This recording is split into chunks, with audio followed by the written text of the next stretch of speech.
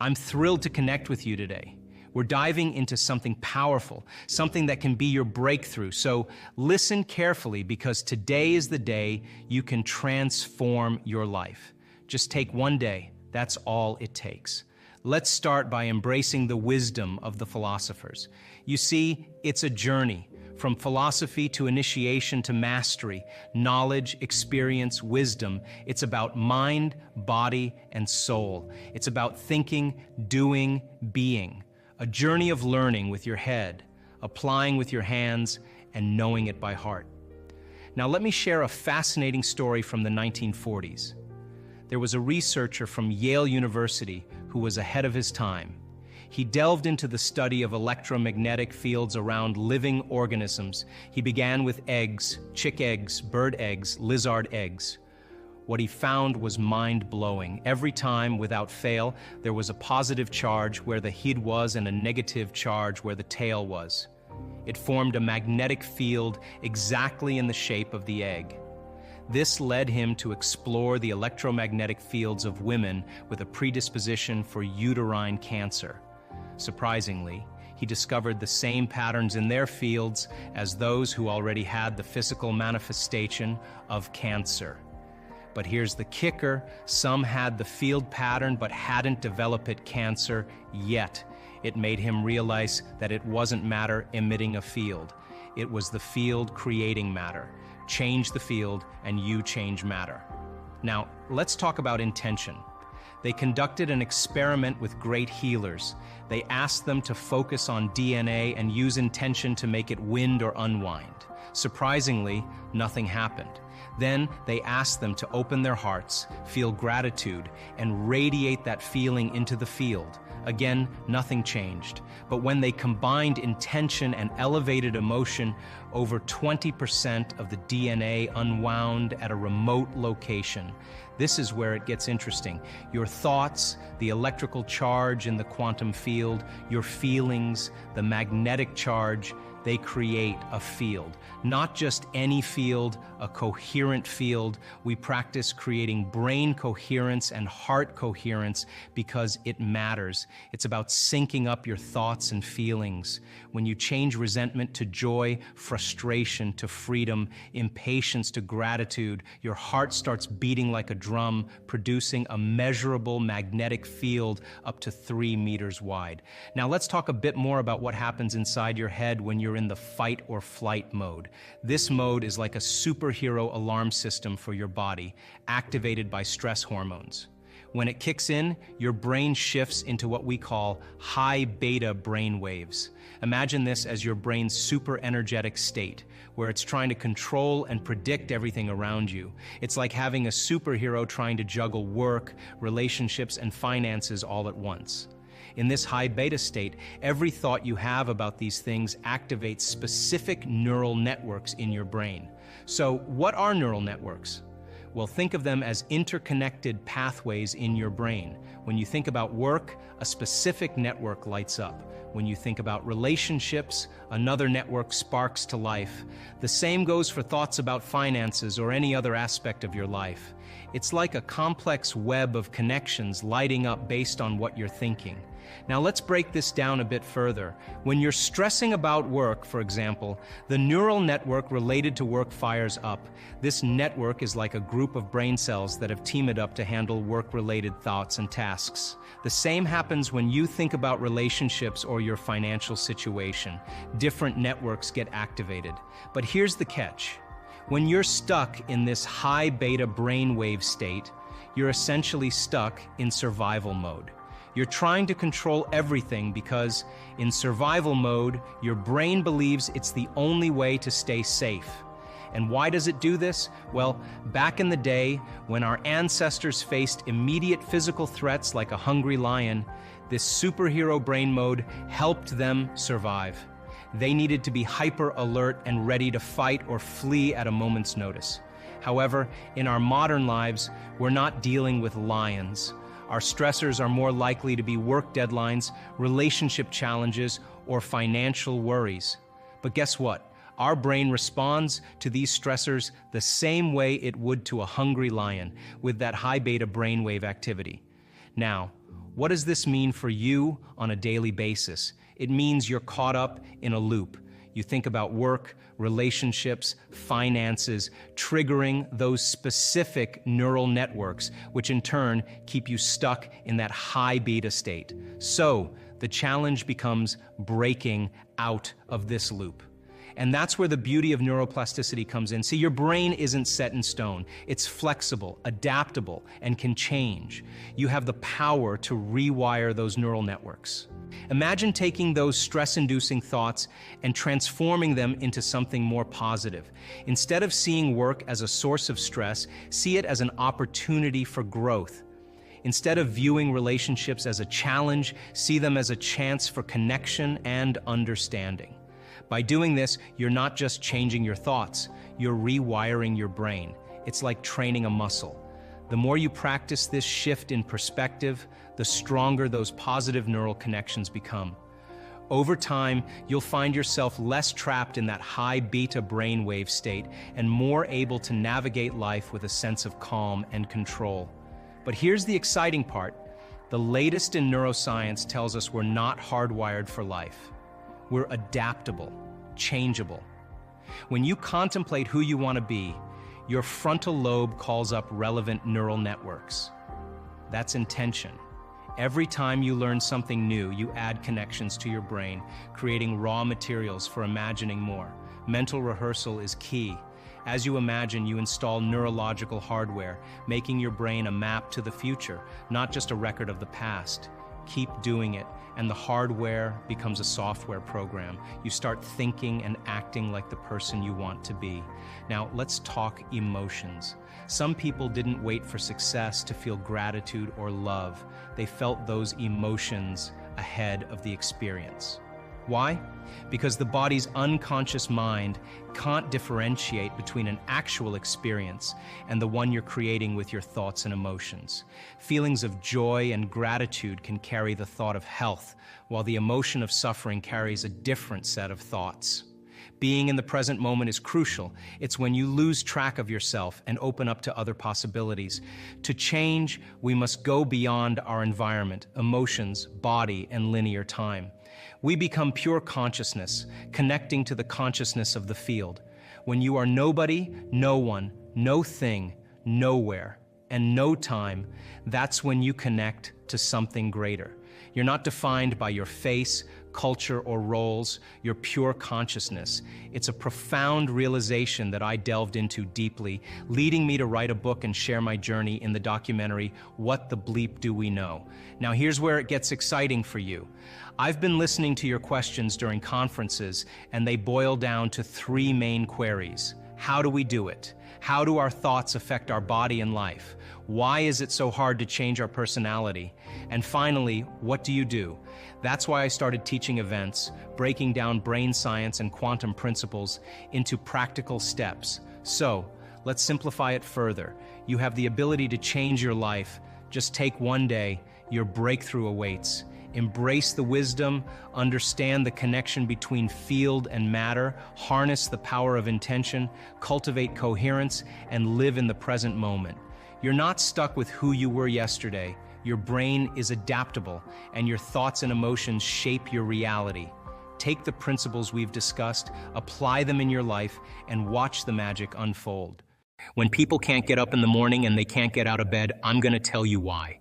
Because they can predict the feeling of everything that's going to happen in their life. And their body's resigned to the familiar and says, oh, another mundane day. But remember when you were a kid and you were going on a field trip, what happened then? You were up and dressed and ready to go before your parents were up. You know why? Because you knew something unexpected was going to happen. That's how we should live our lives. Waking up with the understanding to expect the unexpected. And something unusual should happen in our life as a result of our efforts.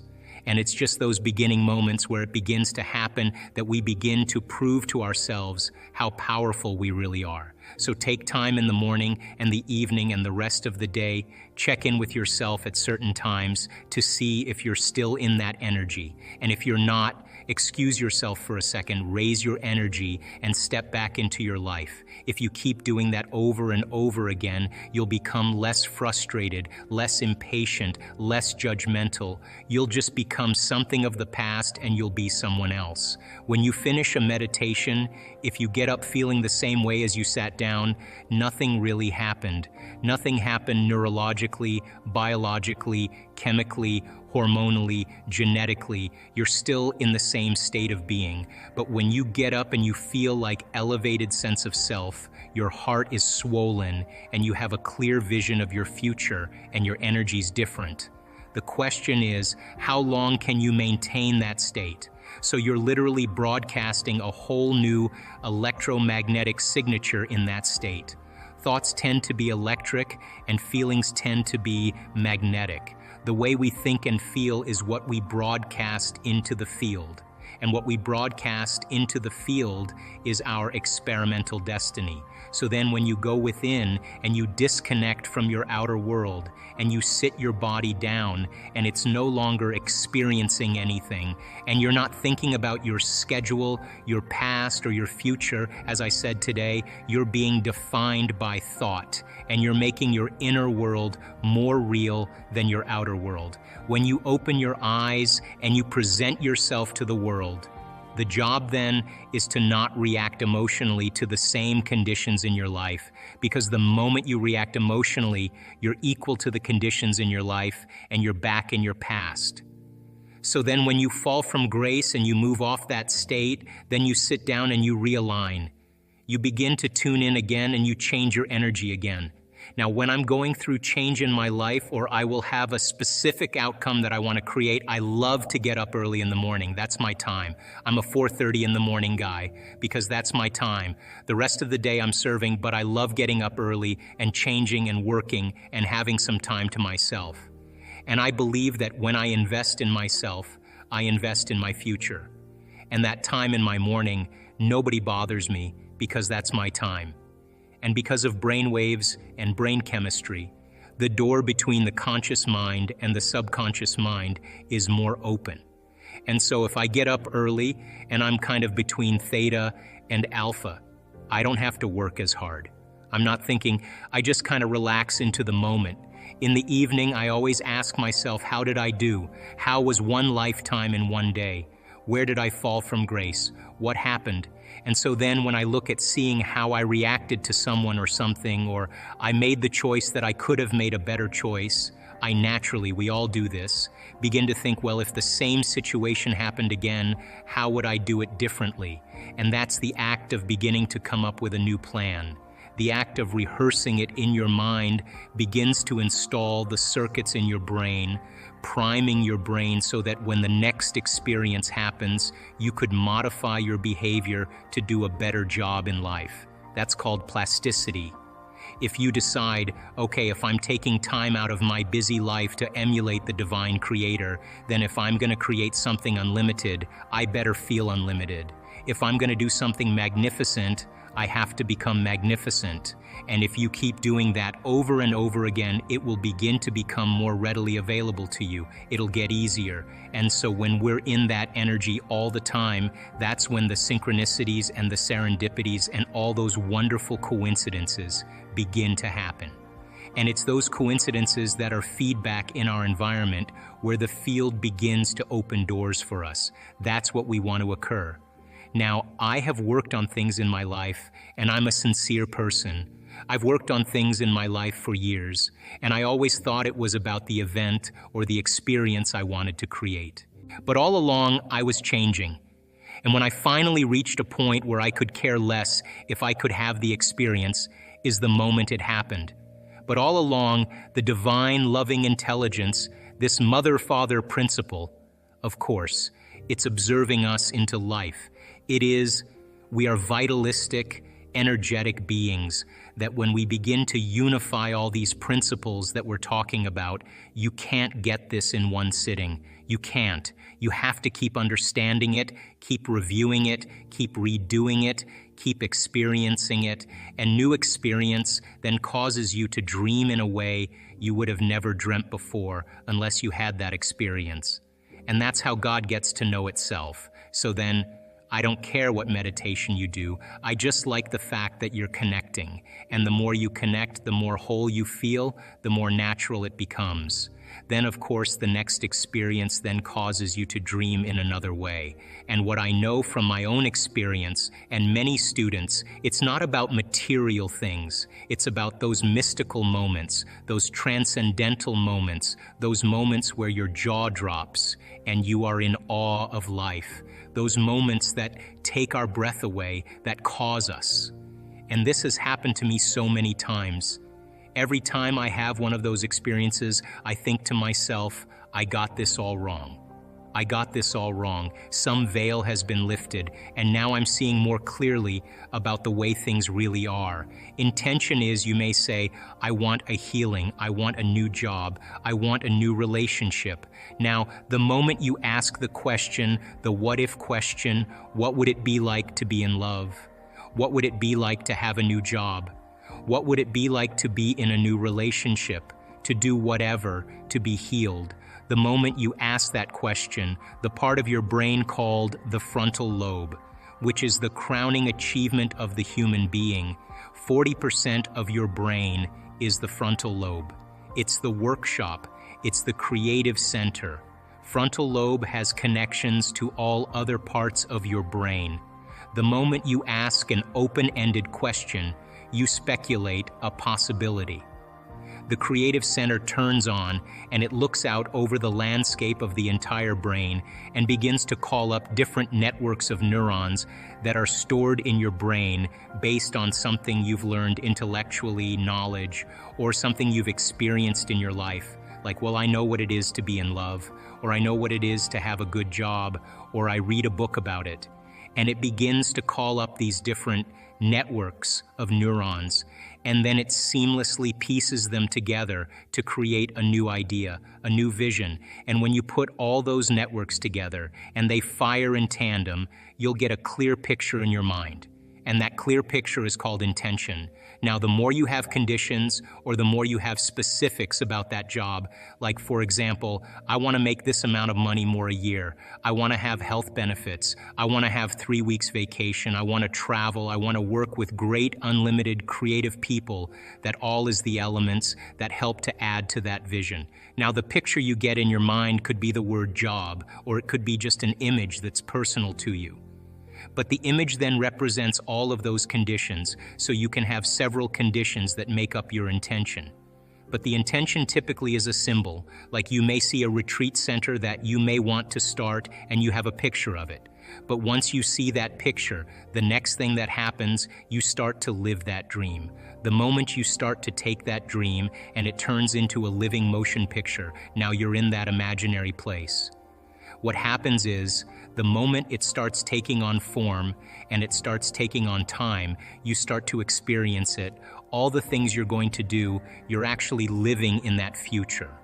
And your brain does not know the difference between the actual event that takes place in your life and what you're imagining in your mind. We call it mental rehearsal in my work. But you're literally rewiring yourself to the future. Now, your brain is no longer a record of the past. It's now, in fact, a map to the future. Now, most people stop at this level, but there's another level. Because once you have that intention, and I watched you do this, what makes the intention have life is when you combine it with that emotion. If you believe that the way you think has some effect on your life and you think the same thoughts every day, 90% of most people think the same thoughts as they did yesterday, would you agree then that if you're not waking up every morning being defined by some vision of your future, then pretty much you are going to be living by the memories of your past and you will be predictable in your life? Yes or no? Because the brain is a record of the past. And so, if you're not creating a new future, is it possible that you believe in your past more than you believe in your future? And is it possible then that many people don't want to create a new future because they're more in love with their past than they are with their future? In fact, they romance their past every single day.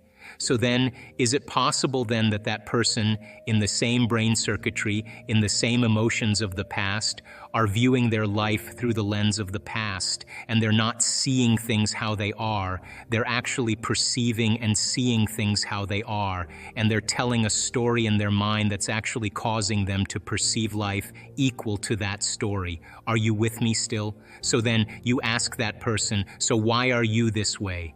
And they'd say, I'm so glad you asked because I get to talk about my past. And as they talk about the incidents in their past, would you agree then that they're saying that was the event that changed me, and I haven't actually been able to change since that event? That event has defined me as the person I am today. Yes or no? Now, the research on memory says, after a period of time, that story that they tell of their past, 50% of it isn't even the truth. So they're making stuff up. They are reliving a miserable life they never even had, just to reaffirm, to recreate the emotions, to excuse themselves from changing. So then, most people then, they may say with the 5% of their conscious mind, I want a new life, I want a new relationship, I want a new career, or I am healthy. But if 95% of who they are is subconsciously programmed into the past, then that thought of their health, that thought of their wealth is never going to make it to the body because the body is programmed into the past. How many people understand? So then if you teach a person then how to be defined by a vision of the future instead of the memories of the past, then they would have to really start thinking differently. Would you agree? They would have to start making different choices than the choices that they always make. Yes or no? They're going to have to start doing different things and breaking certain habits, and that's going to be uncomfortable. Yes or no? Because the body is going to say, why are we doing this? It's so much more fun suffering than going out for a walk into joy. I don't know if I believe in joy, I believe in suffering. The body goes back. And so that person would have to stop talking certain ways. They would have to start staying away from certain experiences with certain people. You know what I'm talking about. Yes, they would have to examine their emotional state every single day. They'd have to stay conscious of their emotional state because the moment they started feeling suffering, they're just disconnected from the energy of their future. They're back to the energy and the emotions of their past. So then, teaching people then how to be defined by a vision of the future every single day means they're going to be uncomfortable. It's going to be unfamiliar. There's going to be some uncertainty, and you may not be able to predict the next moment because you're no longer feeling like you.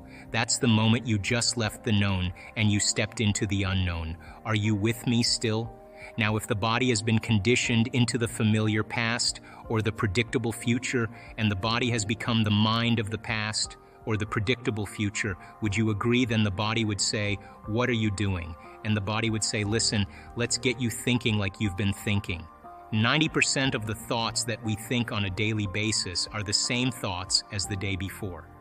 So if you think that your thoughts have something to do with your destiny, and 90% of your thoughts are the same known thoughts that you're always thinking, then your life should stay the same, because the same thoughts lead to the same choices. The same choices lead to the same behaviors. The same behaviors create the same experiences. The same experiences produce the same emotions. Those same emotions tend to influence the way we think. And our biology, our neurocircuitry, our neurochemistry, our hormones, and even our gene expression is equal to how we think, how we act, and how we feel. And how you think, how you act, and how you feel is called your personality, and your personality creates your personal reality. That's it. If you want to create a new personal reality, a new life, you're going to have to change your personality. And you've got to start thinking about what you've been thinking about and change it. You've got to become aware of your unconscious habits and behaviors, even how you speak. And you have to look at the emotions that you live by every single day and decide, do these emotions belong in my future? So many people try to create a new life as the same person. In order to create a new personal reality, you've got to change your personality. So the principle in neuroscience says that nerve cells that fire together wire together. thinking the same way, making the same choices, demonstrating the same actions, creating the same experiences that stamp the same networks of neurons into the same patterns, all for the familiar feeling called you. And you do that for 10 years in a row. Well, you're going to hardwire your brain into a very finite signature because you're firing and wiring that way. And that box in the brain, that becomes our personality, becomes our identity. And by the time we're 35 years old, for the most part, we've done something so many times that the body now knows how to do it as well as the mind. And that's a habit. So we have these unconscious programs of behaviors, automatic habits, redundant emotional reactions, hardwired beliefs, perceptions, attitudes that function just like a computer program. You press go and it runs automatically. When it comes time to change, thinking positively is going to do nothing because your body has been conditioned for the most part into a program in the past. Thought never makes it to the body because the body's on a different program. How do we begin to influence the body so that the thought actually produces some type of change? Think about it. If you think an unhappy thought, you're going to feel unhappy. If you think you're a failure, you're going to feel like a failure. Once you feel like a failure, you're going to think you're a failure. And people get caught in these loops of thinking and feeling and feeling and thinking, and that redundancy is a conditioning process because all you need is an image or a picture or a thought and a feeling and a response, stimulus response. And so people tend to condition their brain and body into the past. When it comes time to change, you've got to leave that familiar territory. And any choice that you make, if you said, hey, I'm going to eat a better diet, I'm going to wake up early and work out, I'm going to do meditation, the moment you decide to do something differently, get ready because it's going to feel uncomfortable. It's going to feel unfamiliar. There's going to be some uncertainty. You're not going to be able to predict the next moment. That means you've left your known biology and you're stepping into the unknown. Theoretically, that sounds great, but if the body has been conditioned into a familiar feeling, it's in the known. The moment you take it outside the familiarity, it wants to go back to where it's comfortable. So the body starts influencing the mind, and this is where people say, why don't you start your diet tomorrow? Why don't you start working out this evening? You're really never going to change. Now, intention is a vision, a potential that already exists in the quantum field that you get to select. And when you ask yourself a question like, what would it be like to be healthy? What would it be like to be wealthy? What would it be like to be free or to be in love? The moment you ask that creative question, a part of your brain called the frontal lobe turns on. That's the crowning achievement of the human being. Once that area of the brain turns on, it's like a great symphony leader. It looks out of the landscape of the entire brain and it begins to randomly select different networks of neurons that are connected to the things you've learned in your life or the experiences you've had. And it begins to seamlessly paste them together to create an ideal, a vision, or an internal representation. That is a potential experience that's awaiting you. And it's not enough to just have the mind involved. Thoughts are the language of the brain and feelings are the language of the body. And how you think and how you feel creates a state of being. Once you can begin to emotionally embrace that future reality before it's made manifest, when you combine that clear intention with an elevated emotion, the freedom, the joy, the inspiration, the genuine love that you feel or gratitude from that experience, the moment you do that, your body, as the unconscious mind, begins to believe it's living in that future reality in the present moment. Now you're moving into a new state of being, into a new personality. And a new personality creates a new personal reality. The research that we've done shows that when we teach people how to regulate their internal states, to begin to create more coherence in their brain and to generate elevated emotions like joy and gratitude and inspiration, that not only does the brain become coherent, but so does the heart. And when the brain is coherent, the heart is coherent. When the heart is coherent, the brain is coherent. So why don't we live by these states on a daily basis? Primarily because the majority of the time that we live in our waking state of consciousness, 70% of the time, you and I are living by the hormones of stress. And living in stress is living in survival. And when you're living in survival, the very chemicals of survival cause you to function as materialists, defining your reality with your senses.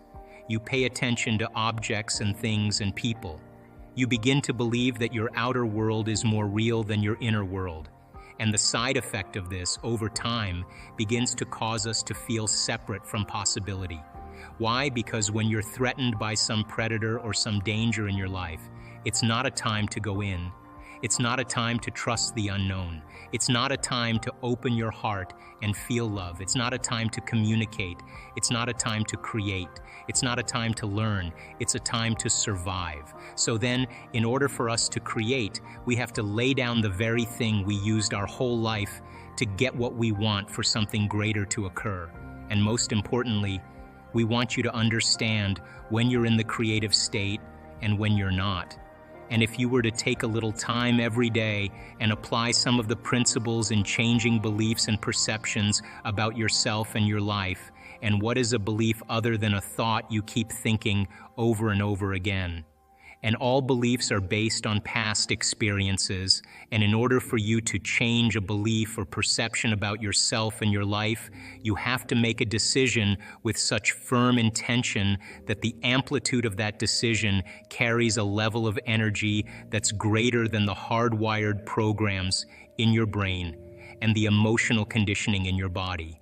And your body literally has to respond to a new mind. And when the choice becomes an experience that you never forget, that's the moment the past biologically no longer exists in you. People use the word victim so much, and I don't really think we spend a lot of time really unraveling the idea.